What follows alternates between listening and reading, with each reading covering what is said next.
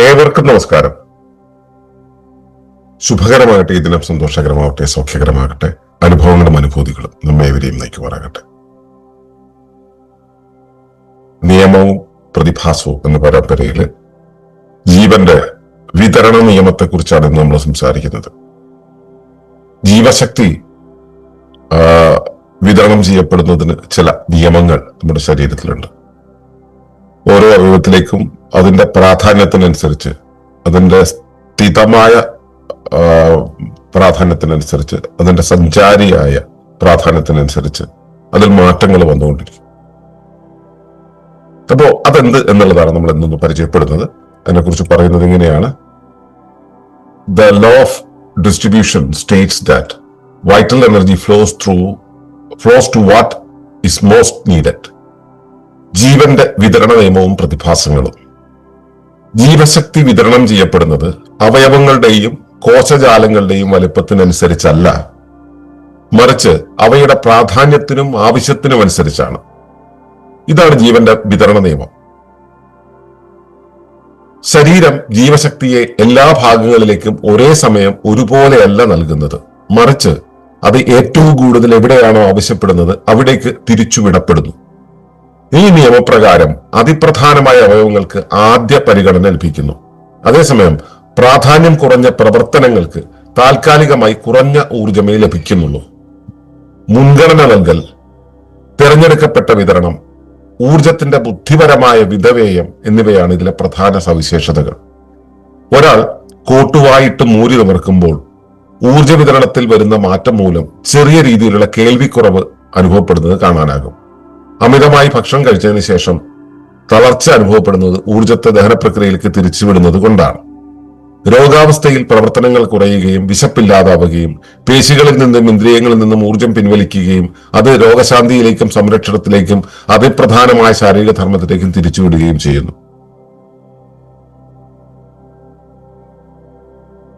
അപ്പോ law of distribution എന്ന് പറയുന്ന ഈ ഒരു നിയമം നമുക്ക് വളരെ എവിഡന്റ് ആയിട്ട് മനസ്സിലാവുന്ന ഒരു കാര്യമാണ്. നമ്മളിപ്പോ സാധാരണ രീതിയിൽ സംസാരിച്ചു കൊണ്ടിരിക്കുന്നു. ഇങ്ങനെ സാധാരണ സംസാരത്തിലൂടെ ഇങ്ങനെ പോയിക്കൊണ്ടിരിക്കുന്ന സമയത്ത് നമുക്ക് കൃത്യമായിട്ട് കാണാം, ചുറ്റുപാടുള്ളത് കേൾക്കാം, നമ്മൾ ഇരിക്കുന്നിടത്ത് വളരെ ക്ലിയർ ആയിട്ട് കാര്യങ്ങൾ പോകുന്നുണ്ട്. അതിനിടയിൽ നമുക്ക് ഉറക്കം വരുന്നു. നമ്മൾ കോട്ടുവായി ഇടുന്നു എന്നിരിക്കട്ടെ. ഈ കോട്ടുവായി ഇട്ട് കഴിഞ്ഞാൽ നമ്മളൊന്നും ഇങ്ങനെ കോട്ടുവായിട്ട് ഇങ്ങനെ മൂടി നിവർക്കുന്ന സമയത്ത് ശരീരത്തിന്റെ എല്ലാ പേശികളും ഒന്ന് വലിഞ്ഞു മുറുകാറുണ്ട്. ആ സമയത്ത് ആ വലിഞ്ഞു മുറുക്കം നമ്മൾ ബോധപൂർവം ഒന്ന് ചെയ്യുന്ന സമയത്ത് ഒരല്പനേരം, കുറച്ച് നിമിഷ നേരത്തേക്ക് ചെവി ഒന്നും മങ്ങും, കേൾവി ഒന്ന് കേൾക്കാതെ. കൊട്ടുപാടുന്ന സമയത്ത് നമ്മള് മറ്റൊരാൾ പറയുന്നത് കേൾക്കില്ല, ആ സമയത്ത് കേൾവി പോകും, കാഴ്ച ഒന്നും മങ്ങും. ഇത് നമ്മളെല്ലാവരും അനുഭവിച്ചിട്ടുള്ള കാര്യമാണ്. ഇതെന്തുകൊണ്ടാണ്? നമ്മൾ ആ പേശികളിലേക്ക് ഊർജം നല്ല രീതിയിൽ കൊടുക്കുന്ന സമയത്ത്, ആ സമയത്ത് കൊട്ടുവായിടുമ്പോഴാണെങ്കിൽ നല്ല രീതിയിൽ ഊർജം അകത്തേക്ക് കയറുന്നുണ്ട്. എന്നിട്ട് പോലും ഇതിന്റെ വിതരണം വ്യത്യസ്ത രൂപങ്ങളിലേക്ക് പോകുമ്പോൾ നിലവിൽ വിതരണം ചെയ്തുകൊണ്ടിരിക്കുന്ന ഭാഗങ്ങളിലേക്ക് ഊർജം എത്താതെ വരും. അപ്പോ അവിടെ മാന്ദ്യമുണ്ടാവും. നമ്മളെ വീട്ടിലെ വലിയൊരു മോട്ടോർ കിണറ്റിൽ കണക്ട് ചെയ്തിട്ടുണ്ടെങ്കിൽ മോട്ടോർ ഓൺ ചെയ്യുന്ന സമയത്ത് വീട്ടിലെ ലൈറ്റ് എല്ലാം ഒന്നും മങ്ങുന്നത് നമുക്ക് കാണാനാവും. ഇതുപോലെ അപ്പോ ഈ ഒരു അവയവത്തിന്റെയോ അല്ലെങ്കിൽ കോശജാലത്തിന്റെയോ ഒന്നും വലിപ്പത്തിനനുസരിച്ചല്ല നമ്മുടെ ശരീരത്തിലെ ഊർജം വിതരണം ചെയ്യപ്പെടുന്നത് എന്നതാണ് ഈ വിതരണ നിയമം പറയുന്ന പ്രധാനപ്പെട്ട കാര്യം. അത് അതിന്റെ പ്രാധാന്യത്തിനനുസരിച്ച്, ആ അവയവത്തിന്റെ അല്ലെങ്കിൽ ആ വ്യവസ്ഥയുടെ വ്യൂഹത്തിന്റെ പ്രാധാന്യത്തിനനുസരിച്ച്, അതിന്റെ അപ്പോഴത്തെ ആവശ്യത്തിനനുസരിച്ചാണ്. ഇതിനെയാണ് വിതരണ നിയമം എന്ന് പറയുന്നത്. ഈ ജീവശക്തിയെ എല്ലാ ഭാഗത്തിലേക്കും ഒരുപോലെ നൽകുകയാണ്. ശരീരത്തിന്റെ എല്ലാ അവയവങ്ങളിലേക്കും ഒരുപോലെ ഈക്വലി ഡിസ്ട്രിബ്യൂട്ട് ചെയ്യാന്നുള്ള ഒരു നൽകുന്നില്ല. എവിടേക്ക് അത് ആവശ്യപ്പെടുന്നുവോ അവിടേക്ക് അത് നൽകും. അവിടേക്ക് നൽകുന്ന വെച്ചാൽ അവിടേക്ക് തിരിച്ചുവിടും. പെട്ടെന്ന് അതിലും വലിയൊരു ആവശ്യം വേറെടുത്ത് വന്നു കഴിഞ്ഞാൽ ആ വഴിക്ക് തിരിച്ചുവിടും. അപ്പോ ശരീരം ജീവശക്തി ഉപയോഗിക്കുന്നത് ശരീരത്തെ ബിൽഡ് ചെയ്യാൻ, ശരീരത്തെ പ്രവർത്തിപ്പിക്കാൻ, ശരീരത്തെ പുനഃസ്ഥാപിക്കാൻ ഒക്കെ വേണ്ടിയാണല്ലോ.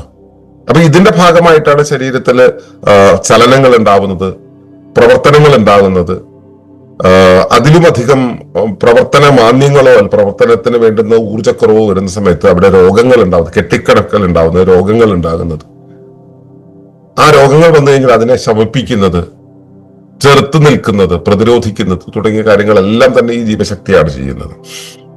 അപ്പോ ഒരു പ്രത്യേക ഭാഗത്ത് പൊടുന്നനെ ഒരു അപകടമോ ഒരു ആവശ്യമോ ഒന്നൊന്നിരിക്കട്ടെ. ഉദാഹരണത്തിന് ഇപ്പൊ നമ്മളിപ്പോ ഒരു ചെറിയ കല്ലെടുത്ത് പൊക്കുകയാണെന്നിരിക്കട്ടെ. കല്ലെടുത്ത് പൊക്കുന്ന സമയത്ത് അതുവരെ കൈ ഫ്രീ ആയിരുന്നു. ഇപ്പൊ കല്ലെടുത്ത് പൊക്കുന്ന സമയത്ത് കൈക്ക് കൂടുതൽ ഊർജം വേണ്ടി വരുന്നു.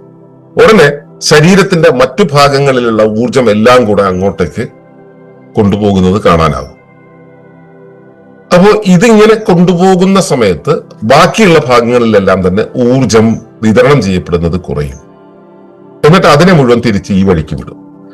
എന്നിട്ട് പിന്നെ നമ്മൾ വേറൊരു ഭാഗത്തേക്ക് കൊടുക്കുന്നിരിക്കട്ടെ, അപ്പൊ ഊർജം മറ്റൊരു വഴിക്ക് പോകും. ഒരു നടത്തം നടക്കുന്നുണ്ടെങ്കിൽ നമ്മൾ നടക്കുമ്പോൾ ഓരോ കാലുകൾ മാറ്റി മാറ്റി മാറ്റി വെച്ചാണ് നടക്കുന്നത്. അപ്പോൾ ഓരോ കാലും നമ്മൾ ഭൂമിയിലേക്ക് ഊന്നിയിട്ട് പുറകോട്ട് തള്ളി വിട്ടുകൊണ്ടാണ് നമ്മൾ നടക്കുക.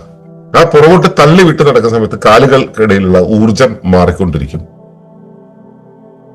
ഈ കാർഡിയോവാസ്കുലർ എക്സസൈസസിന്റെ ഒക്കെ ഒരു പ്രധാന കാര്യം എന്ന് വെച്ചാൽ ഈ ഊർജം എന്ന് പറയുന്നത് അങ്ങോട്ടേക്കും ഇങ്ങോട്ടേക്കും മാറി ഡിസ്ട്രിബ്യൂട്ട് ചെയ്യുന്ന സമയത്ത് ശരീരത്തിനുണ്ടാവുന്ന ആയാമം, ആ ആയാമം വഴിയാണ് രക്തചംക്രമണവും മറ്റുള്ളതും എല്ലാം വികസിപ്പിച്ച് ശരീരത്തിന്റെ റെസ്പിറേറ്ററി സിസ്റ്റത്തെ ഉത്തേജിപ്പിച്ച് ശരീരത്തിന്റെ ആ ഒരു പ്രക്രിയയെ ബാലൻസ് ചെയ്യാൻ ശരീരം ശ്രമിക്കുന്നത്. അത് ഈ വിതരണ നിയമം എന്നുള്ള സംവിധാനത്തെ ഉപയോഗിച്ചുകൊണ്ടാണ് പ്രവർത്തിക്കുന്നത്. അപ്പോ എവിടെയാണോ ഏറ്റവും കൂടുതൽ ഇപ്പോൾ ആവശ്യമുള്ളത്, ഏത് അവയവമാണോ ഏറ്റവും കൂടുതൽ ഊർജം ഡിമാൻഡ് ചെയ്തത്, അവിടേക്കാണ് ഊർജം വിതരണം ചെയ്യുക എന്നുള്ളതാണ്.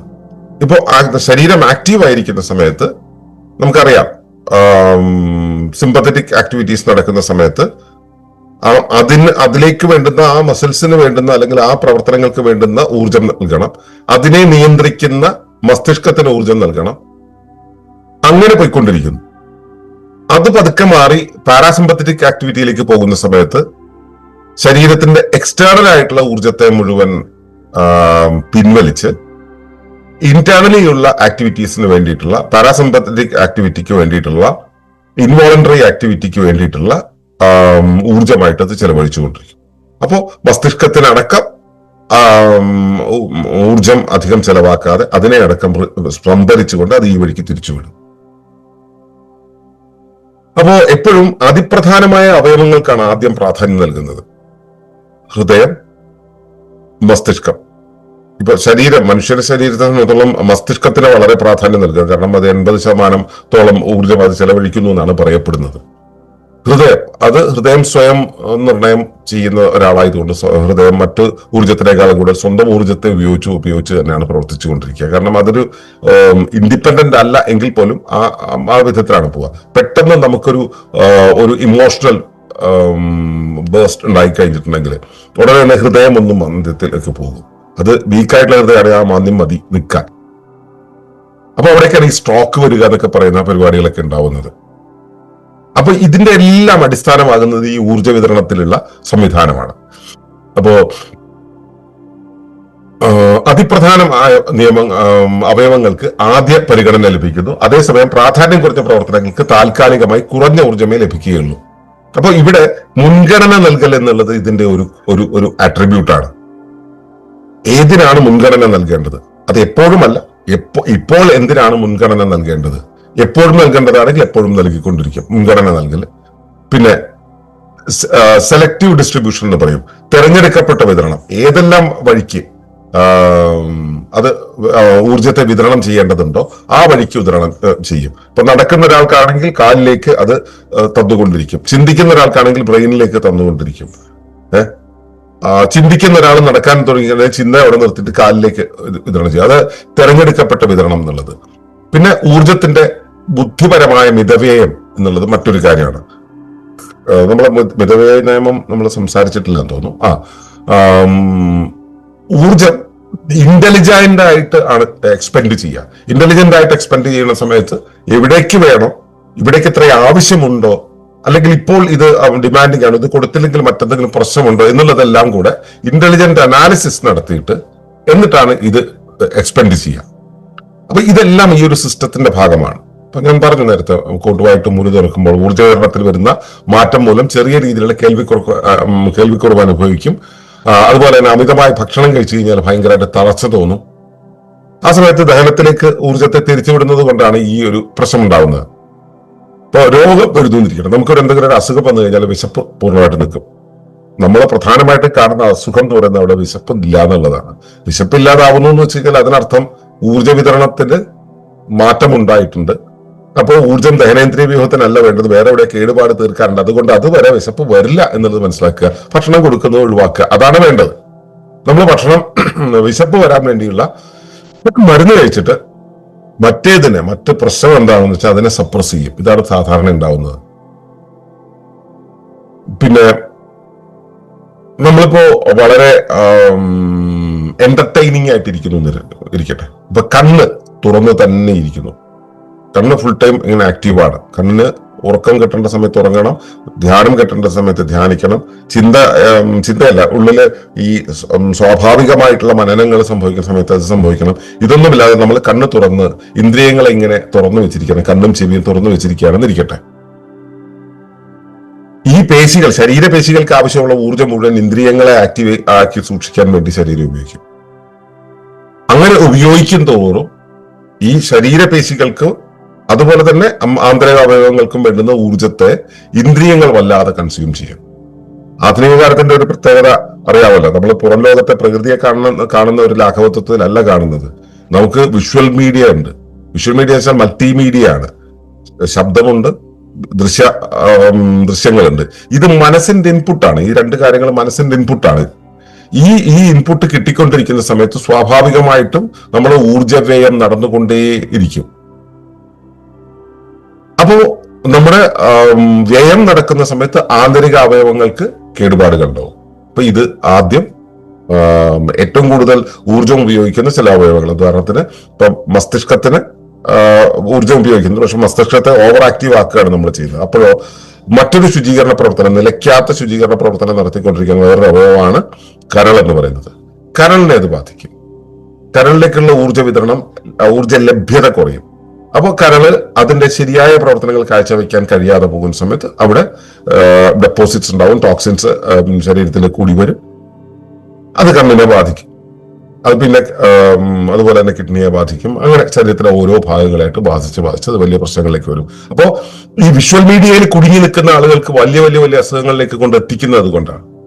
ഇപ്പോ വിഷ്വൽ മീഡിയ അല്ലെങ്കിൽ മറ്റേ ഫോണോ മൊബൈലോ മറ്റേ ടെലിവിഷനോ ഒക്കെ കുറച്ച് ദിവസങ്ങൾ അടുപ്പിച്ച് ഉപയോഗിക്കുന്ന ആളുകൾക്ക് വൻ ബ്ലോക്കുകൾ ഉണ്ടായിട്ട് ചിലപ്പോൾ ആള് തന്നെ മരിച്ചു പോകുന്ന ഒരു അവസ്ഥയൊക്കെ ഉണ്ടാവുന്നത് ഇതുകൊണ്ടാണ്. അപ്പോ നമ്മള് ഈ രോഗം വന്നു കഴിഞ്ഞാൽ ശരീരത്തിൽ ഉണ്ടാവുന്നത് എന്താണെന്ന് വെച്ച് കഴിഞ്ഞാല് വിശപ്പ് കുറയും, പേശികളിൽ നിന്നും ഇന്ദ്രിയങ്ങളിൽ നിന്നും ഒക്കെ ഊർജം പിൻവലിക്കും. എന്നിട്ട് രോഗശാന്തിയിലേക്ക് പതുക്കെ തിരിയും. എവിടെയാണ് കേടുപാടുള്ളത് അത് മാറ്റാൻ ശ്രമിക്കും, അല്ലെങ്കിൽ എന്തെങ്കിലും തടസ്സം ഉണ്ടെങ്കിൽ മാറ്റാൻ സംരക്ഷിക്കും. പിന്നെ എവിടെയെങ്കിലും സംരക്ഷിക്കാനുണ്ടെങ്കിൽ, എന്തെങ്കിലും തോലൊക്കെ മൂടി വയ്ക്കാനുണ്ടെങ്കിൽ, എന്തെങ്കിലും പ്രതിരോധിക്കാനുണ്ടെങ്കിൽ അത് ചെയ്യും. എന്നിട്ട് ശാരീരിക ധർമ്മങ്ങളെ എല്ലാം ക്രമപ്പെടുത്താൻ നോക്കും. അത്രയും നേരത്തേക്ക് വിശപ്പുണ്ടാവില്ല, അത്രയും നേരത്തേക്ക് മറ്റൊരു കാര്യം ചെയ്യാൻ തോന്നില്ല. ക്ഷീണം, ഭയങ്കര വിശപ്പില്ല, മറ്റേ പനിയാണ്, ഭയങ്കര ക്ഷീണം, ഒന്നും ചെയ്യാൻ തോന്നില്ല. ഈ ഒന്നും ചെയ്യാൻ തോന്നില്ല എന്ന് വെച്ചാൽ ഉള്ളിൽ ഹീലിംഗ് നടക്കുന്നു എന്നാണ് അർത്ഥം. അപ്പോ ക്ഷീണം തോന്നി എന്ന് വെച്ചിട്ട് നമ്മളതിനെ എങ്ങനെയാണ് അതിജീവിക്കുക? സാധാരണ രീതിയിൽ നമ്മൾ ക്ഷീണത്തെ അതിജീവിക്കാൻ പാകത്തിലുള്ള മെഡിസിൻസ് കഴിക്കും, അത്തരത്തിലുള്ള ഉത്തേജകങ്ങൾ കഴിക്കും, എന്നിട്ട് നമ്മൾ ആക്റ്റീവ് ആവും. ആ ആക്റ്റീവ് ആകുന്ന സമയത്ത് യഥാർത്ഥത്തിൽ സംഭവിക്കുന്നത് എന്താ വെച്ചാൽ ഇന്റേണലി ക്ലൻസിങ്ങിന് വേണ്ടിയിട്ടും ഹീലിംഗിന് വേണ്ടിയിട്ട് ഉപയോഗിക്കുന്ന ഊർജത്തെയാണ് വഴിതിരിച്ച് നമ്മൾ ഉത്തേജനത്തിനായിട്ട് ഉപയോഗിക്കുന്നത്. ആ ഉത്തേജനത്തിന് ഉപയോഗിക്കുന്ന ഊർജത്തെ ഹീലിംഗിന് തന്നെ വിട്ടുകൊടുക്കുകയാണെങ്കിൽ ശരീരം വളരെ പെട്ടെന്ന് റിക്കവർ ചെയ്തു വരും. ഇവിടുത്തെ പ്രശ്നം എന്ന് വെച്ചാൽ നമുക്കിതിനെ കുറിച്ച് അറിയില്ല എന്നുള്ളതാണ്, അല്ലെങ്കിൽ അറിഞ്ഞാൽ തന്നെ നമ്മൾ ശ്രദ്ധിക്കില്ല എന്നുള്ളതാണ്. ഈ ഒരു ലോ ഓഫ് ഡിസ്ട്രിബ്യൂഷനെ കുറിച്ചുള്ള അറിവ് നമുക്കുണ്ടെങ്കിൽ, അതിനെക്കുറിച്ചുള്ള പ്രായോഗിക ബോധ്യം നമുക്കുണ്ടെങ്കിൽ, നമുക്ക് അങ്ങനെ ഒരു ക്ഷീണം വരുന്ന സമയത്ത് അപ്പോൾ ചെയ്യേണ്ട ആക്ടിവിറ്റി എന്താന്ന് വെച്ച് കഴിഞ്ഞാൽ എല്ലാ ആക്ടിവിറ്റിയും നിർത്തുക, പൂർണ്ണമായിട്ടും വിശ്രമിക്കുക. പൂർണ്ണ വിശ്രമം എന്ന് വെച്ചാൽ ഇന്ദ്രിയങ്ങൾക്ക് പൂർണ്ണമായിട്ടും പണി കൊടുക്കാതിരിക്കുക. അത് ജ്ഞാനേന്ദ്രിയങ്ങൾക്കും കർമ്മേന്ദ്രിയങ്ങൾക്കും ഊർജം നൽകുന്നത് ഒഴിവാക്കിക്കൊണ്ട് പൂർണ്ണമായിട്ടും വിശ്രമിക്കുക. അതാണ് കംപ്ലീറ്റ് ബെഡ് റെസ്റ്റ് എന്ന് പറയുന്നത്. ആ കംപ്ലീറ്റ് ബെഡ് റെസ്റ്റിലൂടെ പോകുന്ന സമയത്ത് ശരീരം പുനഃസ്ഥാപനത്തിലേക്ക് പോകും. കംപ്ലീറ്റ് ബെഡ് റെസ്റ്റ് നടക്കണം എന്നുണ്ടെങ്കിൽ ഭക്ഷണം കഴിക്കാതിരിക്കുകയും കൂടെ വേണം എന്നുള്ളത് കൂടെ മനസ്സിലാക്കുക. ഭക്ഷണം കഴിച്ചു കഴിഞ്ഞിട്ടുണ്ടെങ്കിൽ ഈ കർമ്മേന്ദ്രിയങ്ങളും ജ്ഞാനേന്ദ്രിയങ്ങളും അല്ലാതെ ദഹനേന്ദ്രിയങ്ങളും കൂടെ വർക്ക് ചെയ്യുന്ന സമയത്ത് അവിടെ ആക്റ്റീവാണ്. വീണ്ടും നമ്മൾ ആക്റ്റീവായിട്ട് കാര്യമില്ല, നമ്മൾ അത് ആക്റ്റീവ് അല്ലാതെ ഇനാക്റ്റീവ് ആയിട്ട് ഇരിക്കുമ്പോൾ മാത്രമാണ് ഇൻവോളണ്ടറി ആൻഡ് പാരാസിമ്പത്തറ്റിക് ആക്ടിവിറ്റീസ് കൃത്യമായിട്ട് നടക്കുക എന്നുള്ളത് മനസ്സിലാക്കുക. അപ്പൊ ഇത് മനസ്സിലാക്കണമെങ്കിൽ ഈ ലോ ഓഫ് ഡിസ്ട്രിബ്യൂഷൻ എന്നുള്ള ആശയത്തെ കൃത്യമായി മനസ്സിലാക്കണം. അത് നിങ്ങളുടെ ശരീരത്തിനകത്ത് എങ്ങനെ പ്രവർത്തിക്കുന്നു എന്നുള്ളത് നിരീക്ഷിക്കുക. ആ നിരീക്ഷണവുമായിട്ട് നിങ്ങളുടെ ശരീരവുമായിട്ട് ഇന്ററാക്ട് ചെയ്യാനുള്ള ശേഷി നിങ്ങൾക്ക് ഉണ്ടാകട്ടെ എന്ന് പ്രാർത്ഥിക്കുന്നു. നന്ദി, നമസ്കാരം. തുടർന്നു കാണുന്നതിന് മുമ്പായി ഈ വിഷയം ഇഷ്ടമായെങ്കിൽ ഒന്ന് ലൈക്ക് ചെയ്യുക, കമന്റ് ചെയ്യുക, ഷെയർ ചെയ്യുക. നിങ്ങൾ പ്രകൃതിയെ ഇഷ്ടപ്പെടുന്നുവെങ്കിൽ ഈ ചാനൽ ഒന്ന് സബ്സ്ക്രൈബ് ചെയ്യുക.